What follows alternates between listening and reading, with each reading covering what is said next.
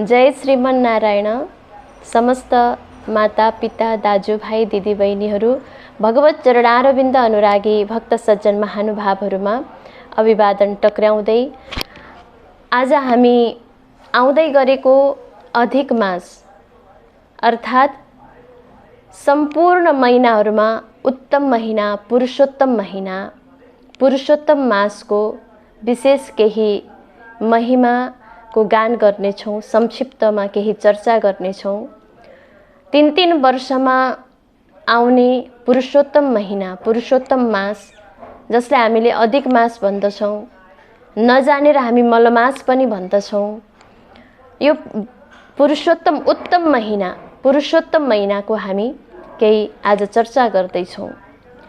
मासेषु सर्वेषु तथैव साक्षात् मासोत्तमोऽयं पुरुषोत्तमो हि। सबै महिनाहरूमा हामीले जानेका 12 महिनाहरूमा श्रेष्ठ महिना, उत्तम महिना भनेर पुरुषोत्तम महिनालाई भनिएको छ। विशेष गरी केवल भगवानको स्मरण, भगवानको भजन कीर्तन, भगवानको मन्त्र जप तप व्रत अनुष्ठान गर्नको लागि बनेको यो पुरुषोत्तम महिना, जसमा श्रीहरि भगवान, श्री राधा सर्वेश्वर, श्री राधा वल्लभ भगवानको विशेष, पुरुषोत्तम भगवानको विशेष आराधना गरिन्छ, भगवानको अर्चना वन्दना गरिन्छ। पुरुषहरूमा उत्तम भएर नै भगवानलाई पुरुषोत्तम भनिन्छ। स एव वासुदेवो हि साक्षात् पुरुष उच्यते भनेर भनिएको छ शास्त्रमा। भगवान नै पुरुषहरूमा उत्तम पुरुष भइबक्सन्छ। हामीले संसारमा जानेको स्त्री पुरुषमा पनि भगवान पुरुषका पनि पुरुष भइबक्सन्छ। त्यसैले भगवानलाई पुरुषोत्तम भनिएको। पुरुषहरूका पनि पुरुष भगवान हुनुहुन्छ। अरू सबै भगवानका हामी पत्नी हौँ। तसर्थ भगवान नै उत्तम पुरुष हुनुहुन्छ। भगवान नै धर्म अर्थ काम मोक्ष प्रदान गर्नेवाला हुनुहुन्छ। भगवान सर्वेश्वर परमेश्वर जगदीश्वर हुनुहुन्छ। यो संसारको सृष्टि पालन संहारकर्ता भगवान हुनुहुन्छ। संसारमा हरेक वस्तु, हरेक जीव जन्तु सबै सृष्टि गर्ने भगवान नै भइबक्सन्छ। र ती सबैलाई कुन कुन स्थानमा कसरी व्यवस्था मिलाउने त्यो पनि भगवानले नै गरिबक्सन्छ। त्यसैले सबैका मालिक, सबैका स्वामी, सबैका माता भने पनि पिता भने पनि सम्पूर्ण सर्वेश्वर परमेश्वर जगदीश्वर भगवान भइबक्सन्छ। त्यसैले भगवानलाई पुरुषोत्तम भनेर भनिएको हो।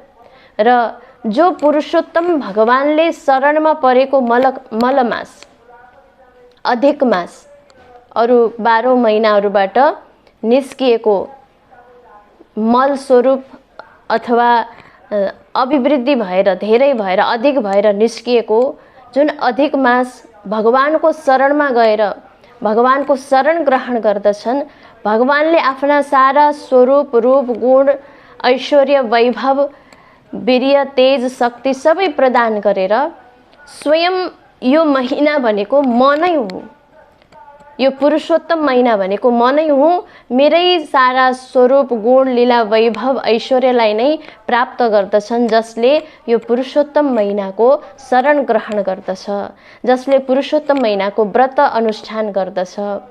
सानोभन्दा सानो किन नहोस्, थोरै भन्दा थोरै किन नहोस्, व्रत गर्दछ, मेरो स्मरण गर्दछ, मेरो भजन गर्दछ भने उसले मलाई प्राप्त गर्दछ भनेर भगवानले भन्नुभएको छ। त्यसैले यो पुरुषोत्तम महिना भनेको केवल भगवानको लागि बनेको। हामीले अरू महिनामा भगवानको पूजा आराधना पनि गर्छौँ, व्रत पनि गर्छौँ, तर आफ्ना भौतिक क्रियाक्रमहरू पनि हामीले गरिराखेका हुन्छौँ। तर यो पुरुषोत्तम महिनामा विशेष गरी संसारका कुनै पनि भौतिक क्रियाकलापहरू नगरिकन एकदम ब्रह्मचर्यमा रहेर, सत्सङ्कल्प लिएर, सद्भाव लिएर, तन मन वचन धन सबै तर्फबाट एकदम सकारात्मक भएर हृदयलाई चित्तलाई निर्मल पवित्र बनाएर, तनलाई पनि पवित्र, मनलाई पनि पवित्र, वचनलाई पनि पवित्र बनाएर, कसैको निन्दा चर्चा नगरिकन, सकेसम्म व्यर्थैको सम्भाषण, व्यर्थको वार्ता, व्यर्थैको अनावश्यक संवाद कसैसँग पनि नगरिकन केवल भगवानका कथा लीला, भगवानका भजन कीर्तन, भगवानका जप मन्त्रको अनुष्ठान गरेर, स्मरण गरेर, भजन गरेर, गान गरेर मात्रै रहिरहने यो विशेष उत्तम महिना पुरुषोत्तम महिना हो। र जसले पुरुषोत्तम महिनाको व्रतको इच्छा राख्नु भएको छ, विचार गर्नुभएको छ, उहाँहरूले कम्तीमा पनि 1-2 दिन अगाडि पुरुषोत्तम महिना प्रारम्भ हुँदैछ, यो सङ्क्रान्तिले रहित भएको हुनाले पनि यसलाई चाहिँ यो तुच्छ महिना हो कि भनेर बुझ्ने गर्नुहुन्छ, तर होइन। स्वयं भगवानले ग्रहण गरिसक्नु भएको हुनाले स्वयं भगवानकै स्वरूप, साक्षात् भगवानकै स्वरूप हो पुरुषोत्तम महिना भनेको। हामीले त्यस्तो हेय दृष्टिले हेर्न हुँदैन, हेय दृष्टिले सोच्न पनि हुँदैन। तसर्थ पुरुषोत्तम महिना अब आउँदैछ, 1-2 दिन अगाडि प्रारम्भ हुनभन्दा 1-2 दिन अगाडिबाट नै हामीले एकदम आफ्नो घर, मठ, मन्दिर, तनलाई, शरीरलाई सबैतिरबाट शुद्ध पवित्र बनाउने, घर आँगन, मठ मन्दिर, आफ्नो पूजा कोठा गाईको गोबरले, गोमूत्रले शुद्ध बनाउने, लिपपोत गर्ने, अनि त्यसपछि आफ्नो शरीरलाई पनि शुद्ध राख्नको लागि, चित्तलाई, मनलाई पनि शुद्ध बनाउनको लागि मांसाहार चिजहरूको त सङ्ग्रह गर्दै नगर्ने। यो भनेको त जीवनमा कहिल्यै पनि सङ्ग्रह गर्ने चिज होइन। अशुद्ध मांसाहार यस्ता भोजनहरू सकेसम्म हामीले जीवनमा कहिल्यै पनि नगरौँ। र व्रतको इच्छा गर्नुभएको छ भने अब यी सबै कुराहरूबाट 2-4 दिन अगाडिदेखि नै टाढा हुने, यिनीहरूको सङ्ग्रह नै नगर्ने, सकेसम्म त मनले पनि नसोच्ने। स्पर्श, देख्ने, हेर्ने कुरा त परै जाओस्, मनले पनि ती मांसाहार अशुद्ध भोजनहरूको सङ्ग्रह परिग्रह नगर्ने। शास्त्रहरूमा भगवानलाई भोग लगाउन भनेर जुन भोग्य पदार्थहरू बताइएको छ, ती भोग लगाउने भोग्य पदार्थहरू शुद्ध सात्विक वस्तुहरू मात्रै ग्रहण गर्ने। 2-4 दिन अगाडिबाट नै शुद्ध हुँदै हुँदै जाने, तनलाई शुद्ध बनाउने, मनलाई पवित्र शुद्ध बनाउँदै जाने, आफ्ना वचनलाई, बाणीलाई पनि शुद्ध बनाउँदै जाने, अनावश्यक व्यर्थका सम्भाषणहरू नगर्ने, कसैको निन्दा चर्चा, कसैको कुरा काट्ने, निन्दा गर्ने कामहरू नगर्ने, कसैलाई गाली गर्ने, झगडा गर्ने, यी यस्ता कामहरूबाट परै रहने। हामी 2-4 दिन अगाडिबाट नै व्रत गर्न चाहनुहुने, अनुष्ठान गर्न चाहनुहुने, सकेसम्म त व्रत अनुष्ठान गर्न नचाहनेले पनि यी अनावश्यक काम कुराहरू कहिल्यै गर्नै हुँदैन। तर पनि अझै विशेष यति यो 1 महिनाभरि मैले व्रत बस्छु, पुरुषोत्तम मासको आराधना गर्दछु, पुरुषोत्तम भगवानको अनुष्ठान गर्दछु भनेर चाहनुहुन्छ भने उहाँहरूको लागि शास्त्रले के भनिएको छ त भन्दा मांसाहार चिज त भइहाल्यो, अब लसुन प्याज यी चिजहरूलाई पनि, यी खाद्य पदार्थहरूलाई पनि परित्याग गर्ने, यिनीहरूको पनि सङ्ग्रह नगर्ने, मनले पनि सकेसम्म सोच्दै नसोच्ने यी चिजहरूलाई पनि। त्यस्तै गरी मुला, लौका, चिचिन्ना, गाजर, च्याउ, घिरौँला, अनि परवल, त्यस्तै गरी सैजन, कुबिन्डो, बिँ पनि भनिन्छ, टमाटर, भन्टा, लहरे सागहरू, अनि पानीमा आफै फलेका ती सागहरू, यस्ता चिजहरूको सङ्ग्रह नगर्ने भनेर भनिएको छ। यी चिजहरूलाई नखाने, यी चिजहरूलाई व्रत बस्न चाहनुहुने, व्रत बस्ने, अनुष्ठान गर्न चाहनुहुने त्यस्ता भक्तहरूले यी चिजहरूको सङ्ग्रह नगर्ने। अनि मस्याङ, भटमास, मुसुरो, अनि मादक पदार्थहरू, अलि धेरै खाँदाखेरि मत्याउने त्यस्ता चिजहरूको सङ्ग्रह नगर्ने, दालहरू नखाने, अनि त्यसपछि सकेसम्म गाईको दुध नै पिउने, त्यस्तो व्रत सङ्कल्प लिएर चाहिँ व्रत बस्न सक्नुहुन्छ। सकेसम्म भुइँमा मात्रै सुतेर यो महिनाभरि मैले बिताउँछु, टपरीमा मात्रै, पत्तामा मात्रै भोजन गर्दछु, ब्रह्मचर्यमा रहन्छु। अब नवदम्पति हुनुहुन्छ भने त पुरुषोत्तम महिनामा नवदम्पति एकैसाथमा नरहनु भनेर पनि भनिएको छ, किनभने त्यति बेला गर्भधारण गर्न हुँदैन, गर्भधारण गरिएका सन्तानहरू त्यति योग्य हुँदैनन् भनेर भनिएको छ। तसर्थ पति पत्नी हुनुहुन्छ भने पनि एकदम ब्रह्मचर्य धर्ममा रहने, ब्रह्मचर्य आफ्नो शुद्ध आचरणमा रहेर भगवान राधा वल्लभ, भगवान राधा रमण, भगवान राधा सर्वेश्वर प्रभुको आराधना गर्ने, श्रीहरि भगवानको आराधना अर्चना वन्दना गर्ने। र जुन नियम यो पुरुषोत्तम महिनामा जे खाने नखाने भनेर नीति नियम बताइएको छ, यही व्रतविधि फेरि कार्तिक महिनाको व्रतमा, माघ महिनाको व्रतमा पनि बताइएको हुन्छ। तसर्थ अब यी मुला, टमाटर, भन्टा, चिचिन्डा, घिरौँला, कुपिन्डो, लहरे सागहरू, टमाटरहरू, च्याउ, गाजर, मुसुरो, मस्याङ, भटमास धेरैलाई थाहा भइसकेको छ। अब त यस्ता चिजहरूको सङ्ग्रह नगर्ने, छुँदै नछुने, खाँदै नखाने अनि एकदम शुद्ध सात्विक जुन भगवानलाई भोग लगाउन योग्य हुन्छ शुद्ध सात्विक भोजन एक छाक कसैले अब सक्नुहुन्छ भने त सकेसम्म त निर्जला बस्ने भनिन्छ, पानी पनि नपिकन, तर सकिँदैन। जल पिउने, फल लिने, दुध पिउने अनि त्यति पनि सकिँदैन भने एक छाक भोजन भनिएको छ कि दिउँसो मध्याह्नमा भोजन गर्ने एकदम शुद्ध सात्विक भोजन, एकदमै पवित्र भोजन भगवानलाई भोग लगाएर तुलसी राखेर भगवानलाई समर्पण गरेर अनि त्यो प्रसादको रूपमा ग्रहण गर्ने कि रात्रिको समयमा सन्ध्याकाल बितिसकेपछि रात्रि एक समयमा भोजन गर्ने।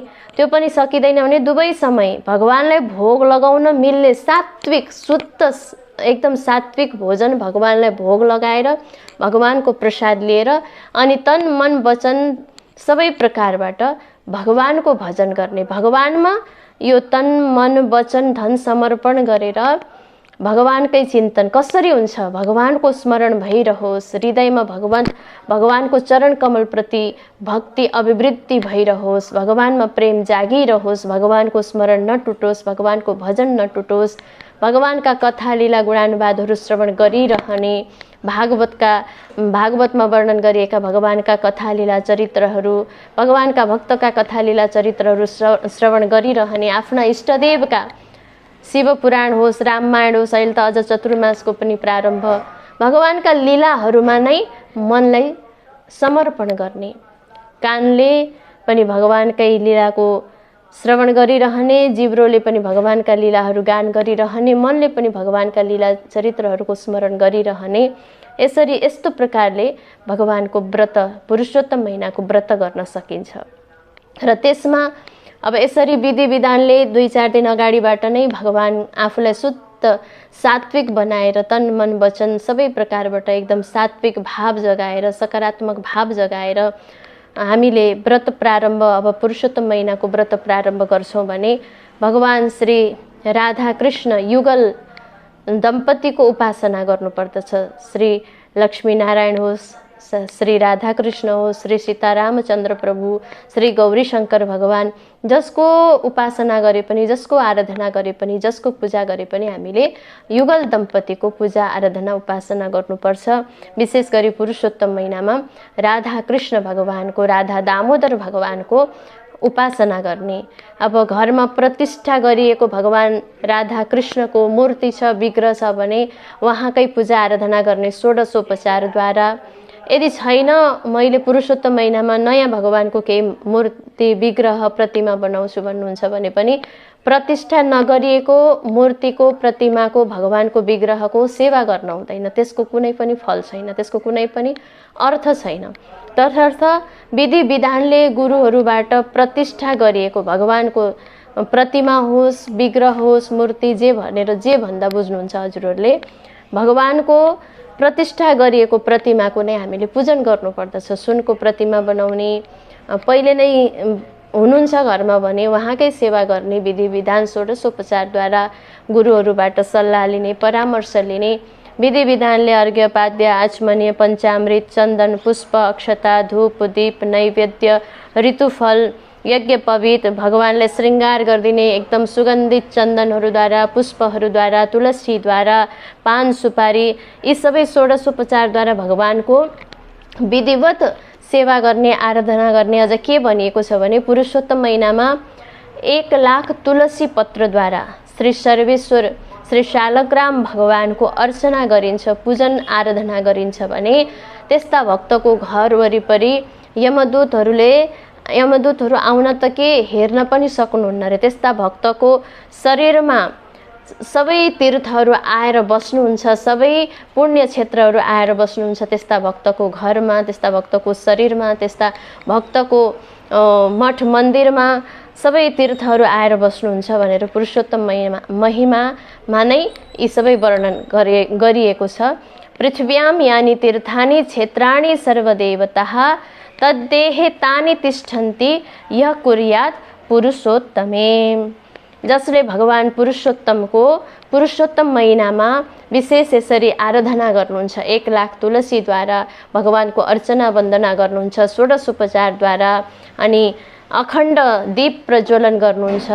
तर ख्याल चाहिँ के गर्नुपर्छ भने हामीले दीप प्रज्वलन गर्दैछौँ, आरती गर्दैछौँ भने अब दही दुध घिउहरू तामाको पात्रमा, तामाको भाँडोमा राख्न हुँदैन। त्यस्तै दियो पनि तामाको भाँडो छ, तामाको पात्र छ भने हामीले घिउमा मलिएको, घिउमा राखिएको बत्ती त्यो तामाको दियोमा बाल्न हुँदैन। यस्तो कुराहरू चाहिँ ख्याल गर्नुपर्छ हामीले।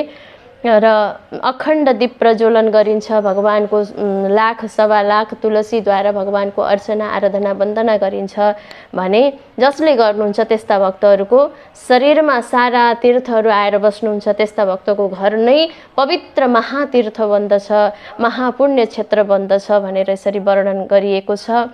र जसले भगवान पुरुषोत्तमको आराधना गर्नुहुन्छ यसरी सात्विक भएर एकदम शुद्ध भावले, कसैको निन्दा चर्चा नगरिकन केवल भगवानमा नै तन्मय भएर भक्ति भावले, प्रेम भावले भगवानको आराधना गर्नुहुन्छ भने दुःस्वप्नं चैव दारिद्र्यं दुष्कृतं त्रिविधं च यत् तत्सर्वं विलयं याति कृति श्री पुरुषोत्तमे।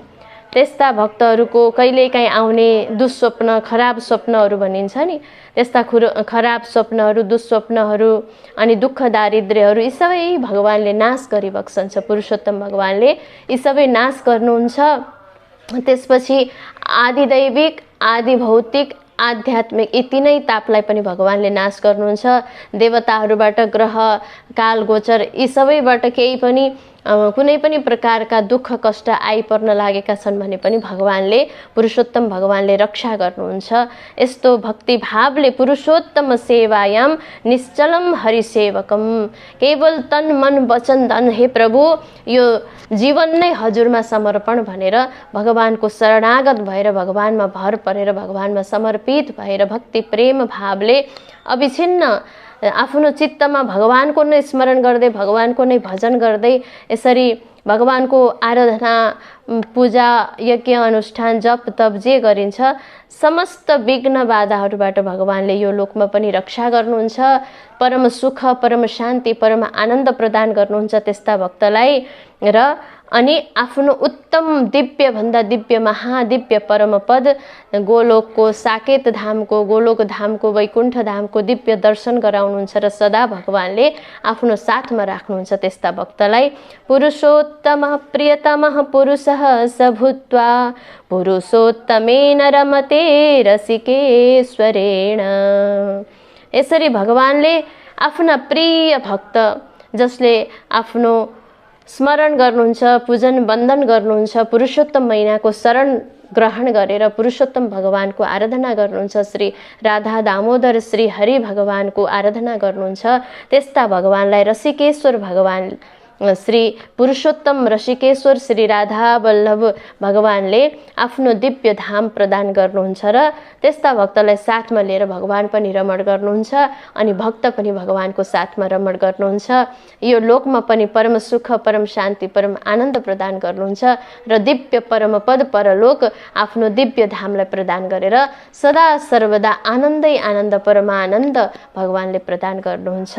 यस्तो दिव्य पुरुषोत्तम भगवानको, पुरुषोत्तम मासको यो दिव्य महिमा हामीले अत्यन्तै संक्षेपमा श्रवण गर्यौं र समय रहँदै गयो भने हामीले पुरुषोत्तम मासको दिव्य परम पावन दिव्य लीला चरित्र कथाहरू पनि श्रवण गर्ने नै छौं। आजलाई भने यति भन्दै भगवान श्री पुरुषोत्तमको संक्षिप्त महिमा र के खाने के नखाने, अलिकति कसरी व्रत उपासना गर्ने भन्ने विधि विधानलाई मैले अत्यन्तै संक्षेपमा छोटकरीमा यहाँहरूलाई बताएँ, किनकि योभन्दा अघिल्लो वर्षहरूमा पनि यहाँहरूले सुन्दै आइरहनु भएको छ र धेरै कुराको ज्ञान यहाँहरूलाई पनि थाहा छ। यो केवल पुनः स्मृति गराउनको लागि मैले आज यहाँहरूलाई भगवान श्री पुरुषोत्तम भगवानको यो दिव्य महिमा, परम पावन आउँदै गरेको पुरुषोत्तम महिमाको केही संक्षेपमा महिमा यहाँहरूलाई श्रवण गराउने प्रयास गरे। यहाँहरूले श्रवण गरिदिनु भयो होला, के कस्तो लाग्दछ प्रतिक्रिया पनि अवश्य दिनुहुनेछ भन्दै आजलाई यति नै। जय जय श्रीमन्नारायण, जय जय श्रीमन्नारायण।